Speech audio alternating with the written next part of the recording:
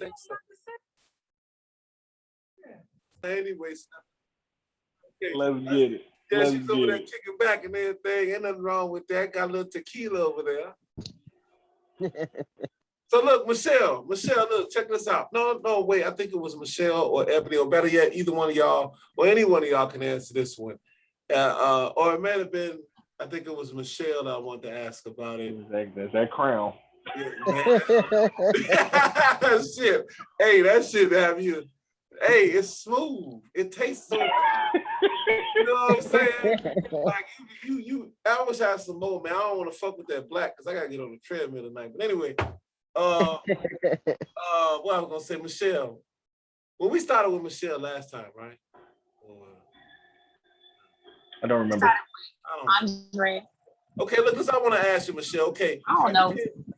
No. I want to ask Ebony this. I think it was Ebony. Okay, Ebony, and what's your profession again? Right now, I'm a community affairs specialist.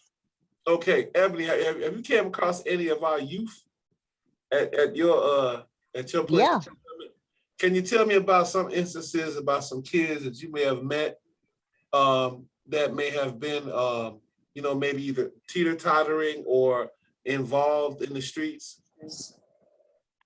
Well, I deal with a lot of them because my clinic is the clinic that they send the inmates to when they're in the halfway house. Okay. Okay. And I look at some of those date of births and I'm like, wait a minute, this could be my child. This could be, at this point, my grandchild. I'm looking at these dates of births and stuff, and I'm like, what did you do? Right. What have you done? And they come in there and it's like some of them you can tell that they just not gonna make it straight. Why do you think that is? Well, it's a look, and I know this sounds really crazy, but it's a look that some people have in their eyes that you just know that they don't see anything better. They don't see anything better. Mm-hmm. So it's a lot of these kids, man, they, and this is just from like conversation. Like I said, I dealt with a lot of the different regions, or districts of CAPS. I was around in the production for that documentary for the Interrupters, which was like a group of mediators for the gang, and I used to do a lot like out there. It just life progresses and you end up doing other things. Right. But the problem is that a lot of these kids are hopeless, and it's not that we feel they're hopeless. A lot of these kids feel like their lives are hopeless, man. The celebration, like when we talk about the celebration of gang, being in the gang and things like that, so a lot of these kids are raised in it, right? They have the parent, if they're lucky enough to have a father, and I'm just speaking like in personal experience from like part of my family, part of my, my cousins and their fathers and everything. The fathers banged. The fathers was in and out of jail, and this is what they teach their son. Mm-hmm. Even some of the daughters. Don't get me wrong, it ain't just the boys. Shit, it's the girl, like it's the girls too. I got a cousin to this day. I be telling people like, you need to fear her because her mind is just, it was in that environment. You know what I'm saying? Right. Like she was a queen, and she took it seriously. Mm-hmm. And it's like when there's the lack of option in life, you know what I'm saying? When a person gets in their head that they ain't shit, they ain't gonna be shit, and people around them are constantly telling them that they ain't shit. Mm-hmm. For a while, you start, you know what I'm saying? After a while, you just start to believe that, right? Right. So then Michelle said it, and I said this shit probably 4 episodes ago. When you've taken the structure out of the community, right? Mm-hmm. You've taken away Big Mama. You've taken away me mom. You've taken away the grandmas. The grandmas are now the grandmas. You know, Which I hate. when you're talking about a 13-year difference between mother-daughter, then another 14-year difference between, you know what I'm saying, mother-daughter, grandma is 30. You get what I'm saying? True. Like, I'm not saying that they're lacking values. And it goes for the same with the father, right? If I'm a 15-year-old father and all I've known is the streets, this is what my child is gonna see. My son's mother, my oldest son, his nickname is Fuddy. I don't know why we just call him Fuddy. Okay, fair enough. Like, his mother at one point started calling him Fuddy Lord. Mm. The first time I heard it, me and her almost got into a fist fight. Mm. And she's like, "What's the problem? You know what I'm saying? You Dre Lord, or you know what I'm saying? You Rico Lord." Mm-hmm. And I said that shit is dead to me. Right. You know what I'm saying? So by the time my son was 2, I was out the streets. I had to like relinquish that shit. I had to move. I had to make sure that people couldn't find me because, you know, those people in the streets believe that once you out here, you out here. Ain't no leaving this shit. Ain't no doing that. So I had to like relocate a lot of shit, like including myself. Right. But I didn't allow that shit, right? So my son didn't grow up that way. You're not finna see the shit your daddy used to do. You're not finna experience the shit, anything like that.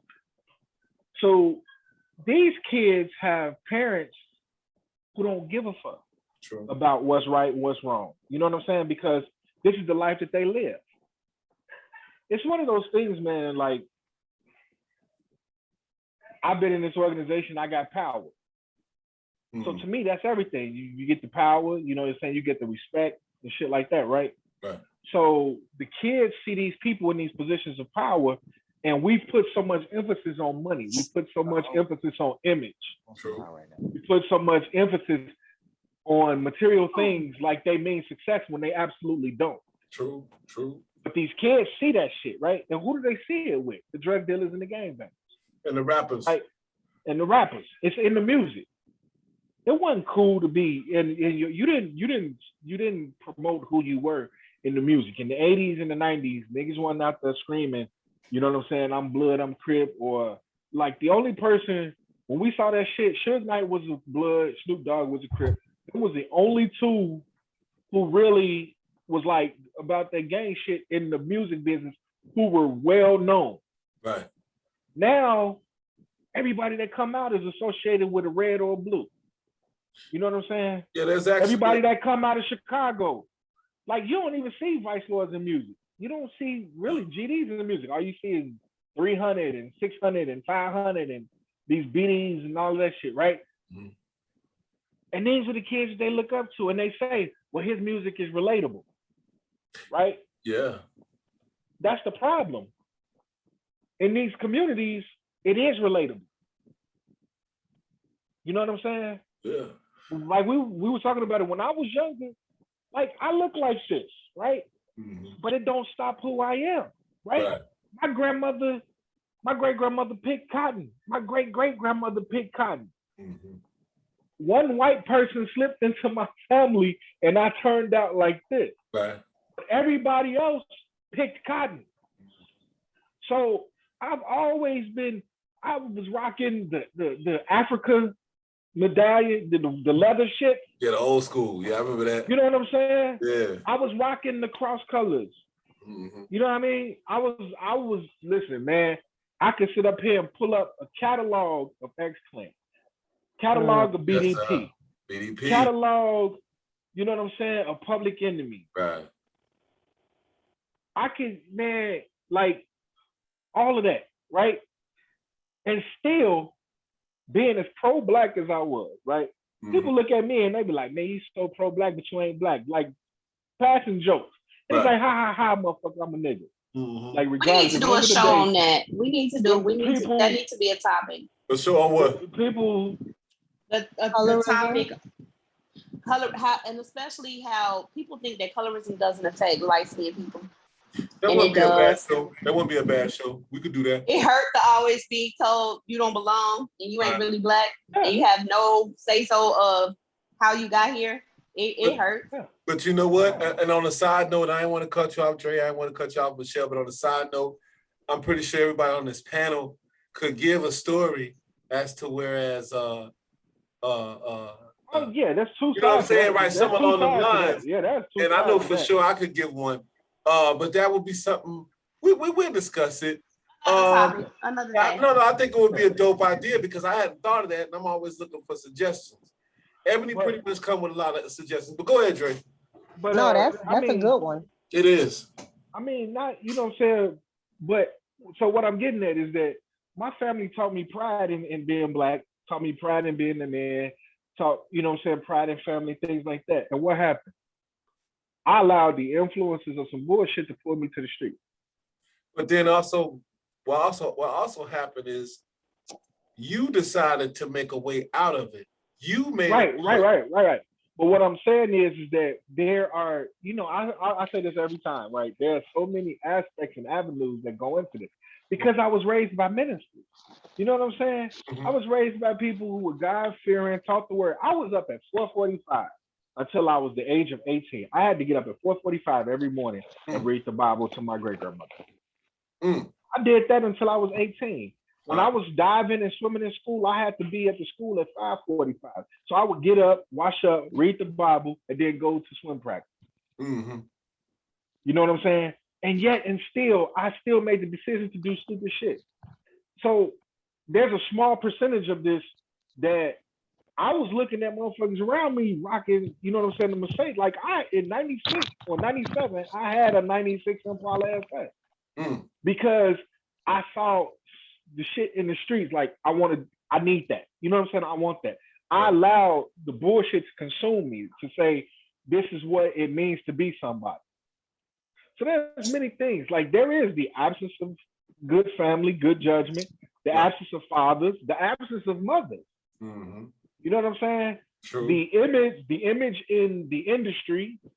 Because look at today, right? Today, what is it about? It's about being a gangbanger and it's about taking drugs. It ain't about selling drugs. It's about taking drugs. You're right. But see, the thing is with the TV and with media, you could turn that shit off. But when it comes down to your household, that's a different egg. So we know what you teach. Right. It's about what you teach, and it's got everything to do with what's going on in the household, what the parents condone and what the parents expose the children to. See, because a lot of I know you may mention earlier is that this is all they know and this and that. But see, you really don't have to look too far. And it's true what they say as far as if you seek, you'll find. Now, we was just going from you as an example. You was talking about, like I said, get up, read the Bible. You had to go to swim practice in the morning. And then we go into a thing as far as acceptance and being a part of something. Well, you was a part of a swim team. See what I'm saying? So that's an institute that you know that's almost like could be compared to like a fraternity or some type of group where all these people are all together for one goal. So it's things out there for kids to do if they want to partake in them. But even with that though, Kennard, is about the imagery. It's about what that presents, right? Right. So I knew certain things because I was a part of that environment, right?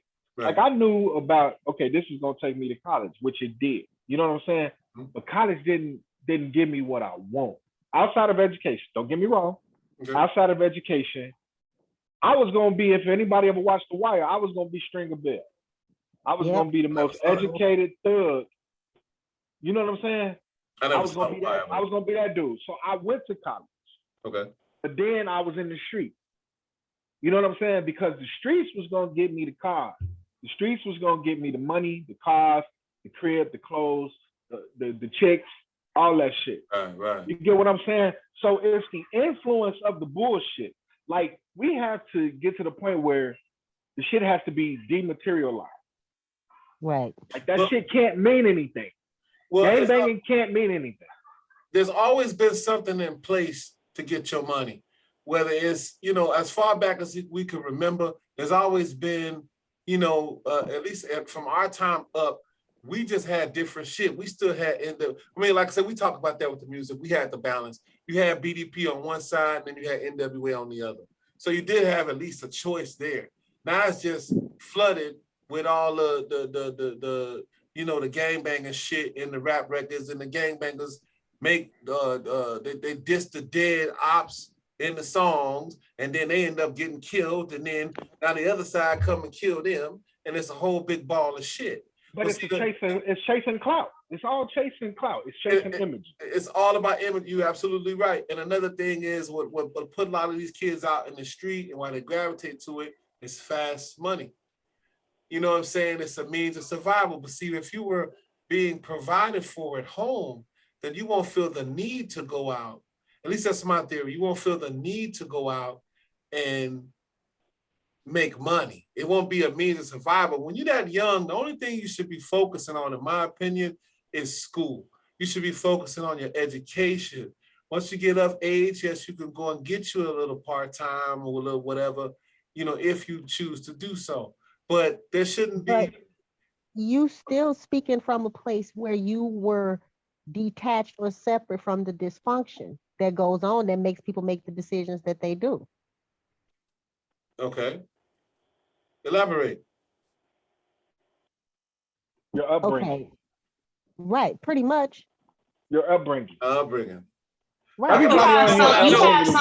You have some kids who, unfortunately, their focus is not school. You got some kids who their focus is they got to see how they gonna help bring some food in the house, or they got to see how they gonna take care of their little sister, or they got to see how it's back to school time and they don't want to wear these cheap ass shoes. So what I'm gonna do? You see what I'm saying? But how is it? Looking at us four on the panel, I mean, I don't know everybody's situation personally, but I'll say I think we were blessed coming up because, even Andre said, he had a family. He just got into the bullshit because he wanted to have a certain image or whatever the case may be. But you literally got some kids who they cannot. If you got parents that's been up all night fighting or smoking or playing music and drinking, or nobody even went into your book bag today. Nobody even cared if you took a bath before bed. We came up on the bath time reading a book type era. These kids don't have that. And it's just so unfortunate. Like they, you know what I'm saying? They might not even have no lights at home. You see what I'm saying? It's tough, man. Because being exposed to some of that with other people and saying like, damn, I really had a good life. Yeah, I had a good childhood because all I had to do was go to school. But here's the thing, Michelle. I didn't want to cut you off. I just wanted to say one thing. But none of us was able to choose our parents, the house we came from, the environment we live in. But we have full choice on our decisions.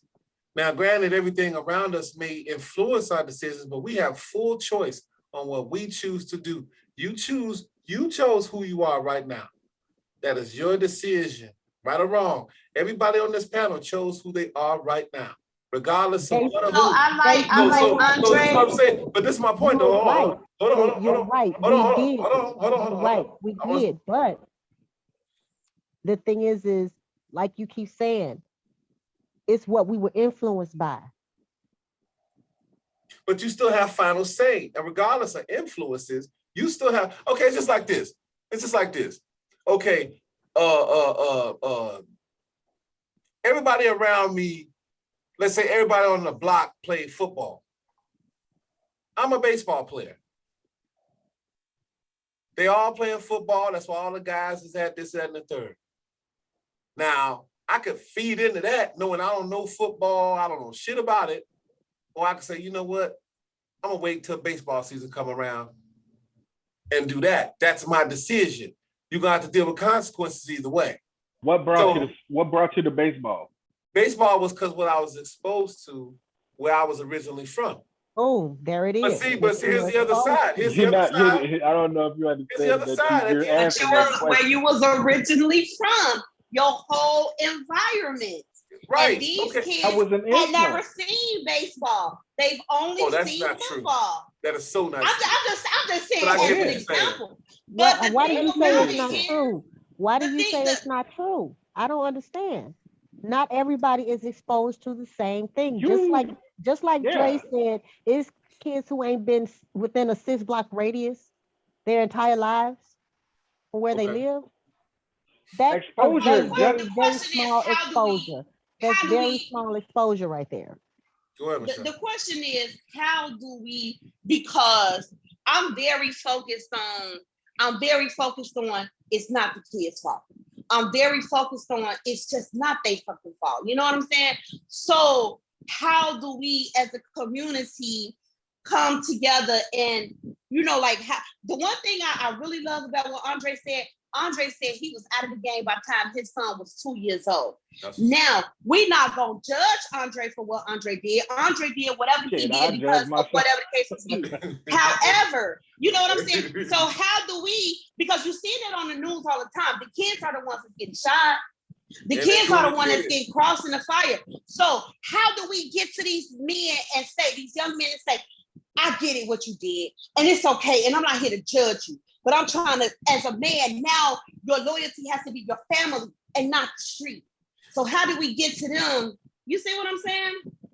Ed, what do you suggest? We had this conversation before. I suggest what I always suggest. You start with the mothers. You have to recondition the mothers, their train of thought. That's right. Because who's the first teacher but the mother? The mother. We've talked about this. You know what I'm saying? Kanai and you and Strap all but gave up on the generations. Seriously. Y'all all but gave up. But that's the thing. Like, we can't just be sitting on here bashing these little dudes. We can't be bashing these little girls. You know what I'm saying? And I understand it's hard because once something is done, you know what I'm saying? It takes a person to become a creature of habit in 21 days. Yep. Okay. Right? You do something every day. For 21 days, after the 21st day, it becomes your habit, right? So when you live your life the way these kids live, this is every single day. And we're talking about 13, 14, 15 years of doing the same thing every single day. So trying to break that has to be a goal in itself, is to say, how do we start reaching those? We can't just talk about why is gang, you know what I'm saying, being the gang or gang affiliation being celebrated without saying, how do we, I guess I'm gonna make a word, de-celebratize. Okay, well, that's something new. You know what I'm saying? Like, if I'm gonna make a word, that's gonna be it today. But how do we do that? How do we make it where this is not good? How do we make it where this is not the image? How do we see? This is the thing. Like, it's about options. There was so many things for us to do growing up. There was so many things for us to do. And I'm not saying that there aren't things for these kids to do, but there aren't. At the same time, there aren't, right? The community centers don't offer the things that they used to offer, if they're even open. 70% of these community centers are now closed. Mm-hmm. CPS no longer offers after-school programs. Mm. You get what I'm saying? Okay. A lot of these people, like, I took up boxing because I was getting my ass whooped.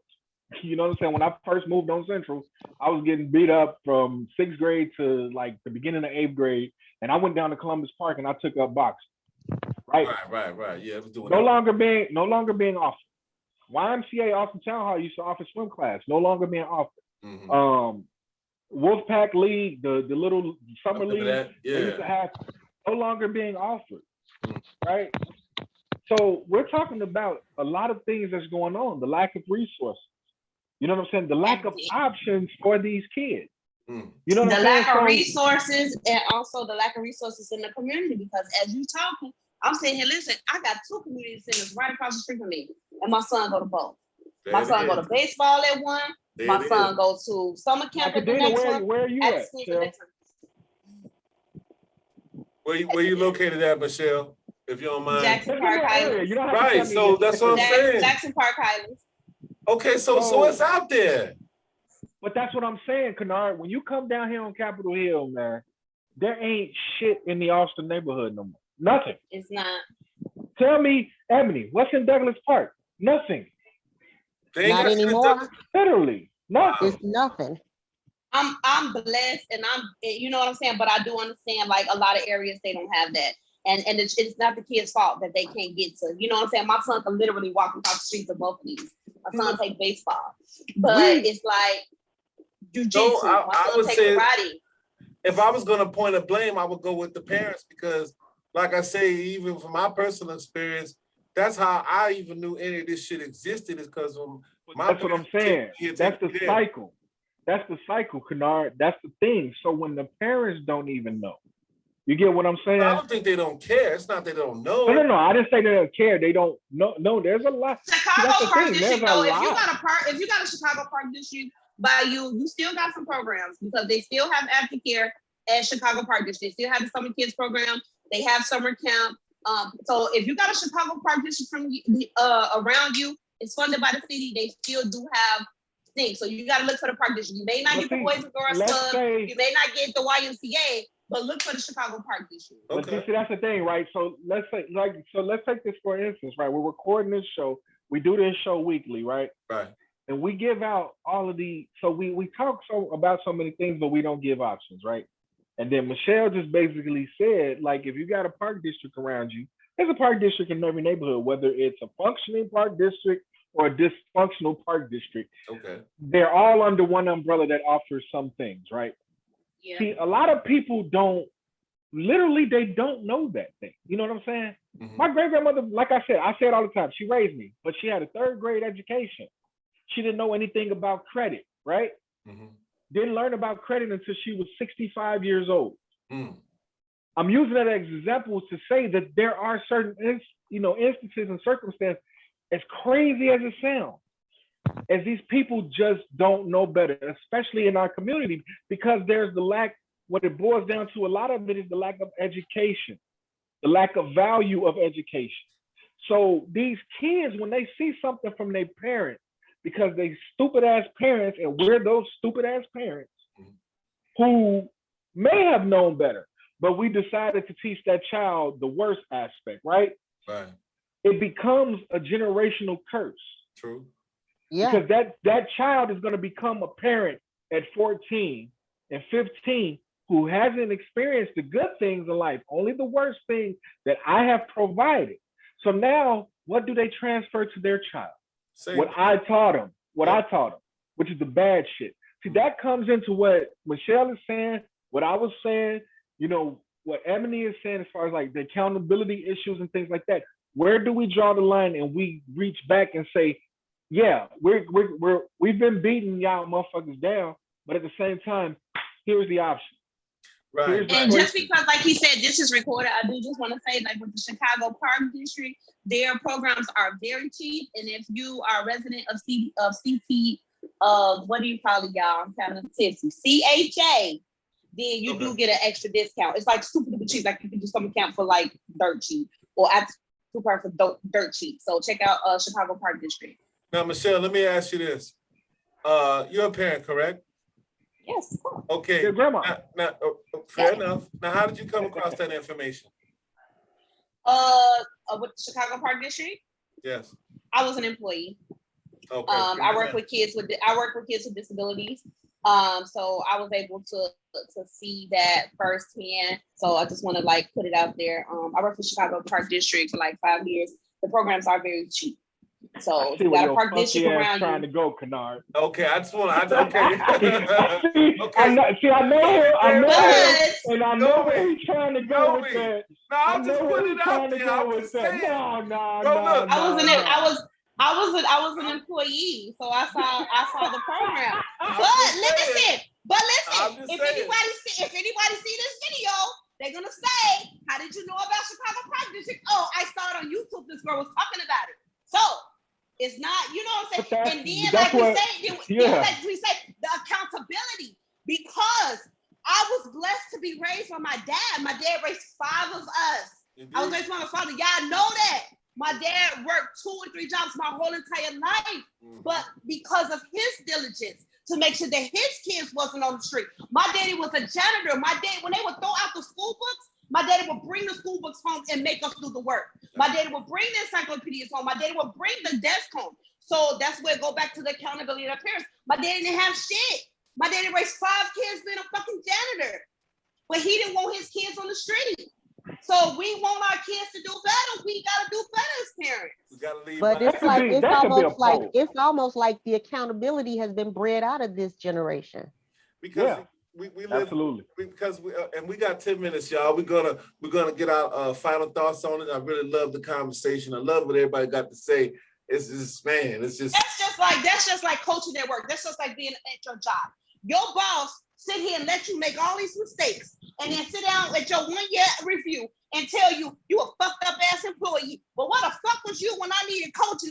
When I was making them computer mistakes, you supposed to sit down and talk to me and tell me, look, this is the way you do the shit. You see what I'm saying? bottom line. But see, now we live in an age where you can't tell nobody shit. You know, they call it cancel culture and all this. You can't say a motherfucker doing something wrong. You can't say they need to improve this. Don't nobody want to play the humble.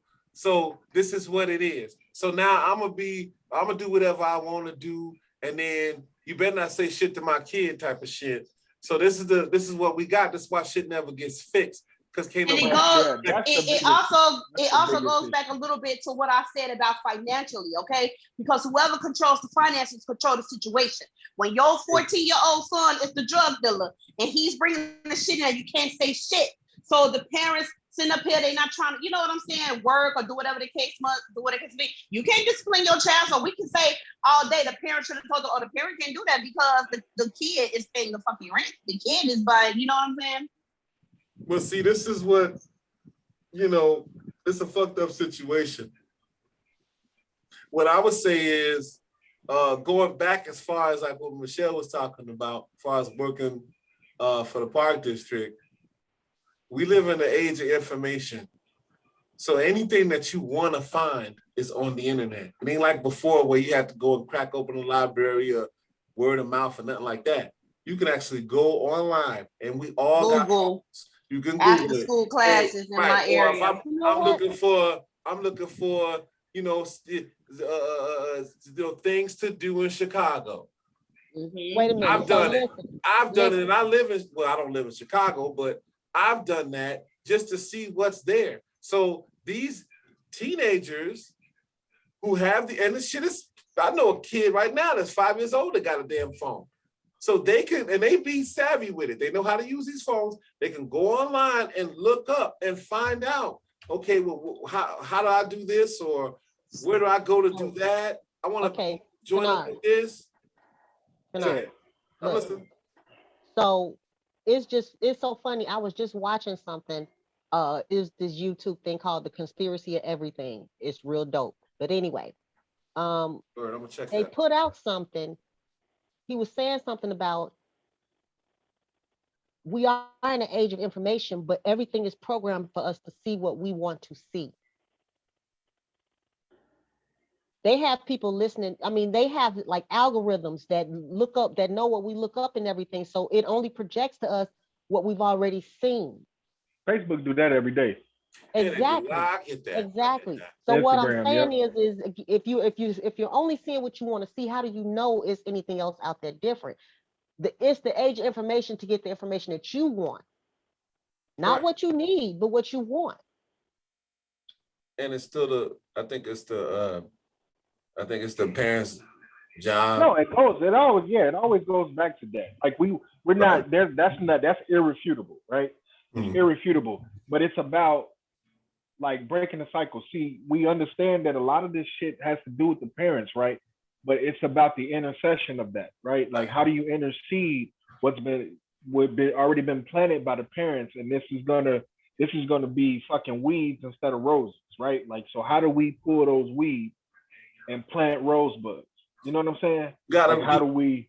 That's the thing, the intercession of it. We just can't. We can say who it is all day. I think it'll take like 2 generations to get this stuff right if we started right now. Yeah, because then you can raise the upcoming generation with these new set of values. That's a reprogramming and that's a retraining. Just like our scripts got flipped back in the early 70s and stuff when welfare came in. Right. The thing is the script was flipped. The man was taken out. So it's like the roles was reversed. So now, now it's like we gotta find a way or a starting point to reverse it. I And it's agree. not You gonna be know, that first, it's not gonna be that first generation. no, it ain't gonna happen. It's a wrap. You know, That maybe shit the is over second with. generation to get it. You know, maybe the second generation to get it. So the third generation won't have the problems. You Well, know, they definitely gotta, they're gonna have to work around all the traps that's set in place, because them traps ain't going nowhere. Excuse me. They just keep improving on it. There's always gonna be something out there to deter you, or something out there to distract you, from where it is you're trying to go, and you can make the argument that it's, they just pointed at black folks, and all this and that, or they just pointed at our youth. But it's gonna be there, no matter where you turn. But I think life is perception. If you look for good, you're gonna see good. It's just a matter of, does your good hurt other people? You see what I'm saying? Does your good help other people? Does that good help you? You see what I'm saying? Um, and one way to know that is if you're, for one, still alive, and two, you're not behind bars. So if what you're doing, as far as I'm concerned, like I said, if you're not hurting anybody, I'm okay with it. You know what I'm saying? That's a number one. You shouldn't have to hurt anybody to survive. I think it's enough out here to go around for everybody. And these kids need to get off of this survival mode shit. And they need to be, the parents need to reinstill a different set of values. And they need to provide for these children, because they can't be doing that. And these kids are out here doing this type of shit to so-called survive. That shit don't make sense to me. You see what I'm saying? What do you possibly need when you ain't paying no rent? At best, you got a cell phone that 10 to 1 somebody else, your mom or somebody should be paying for. You don't need no money. What do you need money for? Well, we don't know what's going on in that home. Which is true. exactly. Which is true. There's a lot going on in those homes, man. Like, I've seen that shit. I've been a part of that shit. You know what I'm saying? Like I said, I tried to venture out on my own at a young age and stay with friends, and just to learn that shit, I wouldn't even want to be in their shoes. So it's like, Granny, I'm coming back home. I'm sorry for what I said, what I did, because these motherfuckers over here ain't got no food. The daddy coming in whooping everybody ass just because he can and because life is beating him up. Right. You know what I'm saying? Mom's got a black eye because he just felt like he wanted to have a drink before he got home, and the drink turned into a fifth. You know what I'm saying? I mean, there's like I said it earlier, and I'll say it every time. And Granny that made a home cooked meal for you every day. Mm-hmm. Too many avenues. There's too many avenues, man. Like we it's hard to stick to one aspect of what can be and what can help. And I think that's the best thing to have. Like we do, it's 3 or 4 or 5 or 6 of us each time. When we start putting out these options, you know what I'm saying? Just to turn on that light bulb at the top of the head to say, hey, damn, that's something we could do in our community. That's something I could do in my neighborhood. Hell, it's something I can do in my household. That's right. You know what I'm saying? It just can't be y'all ain't shit and why the fuck y'all ain't shit.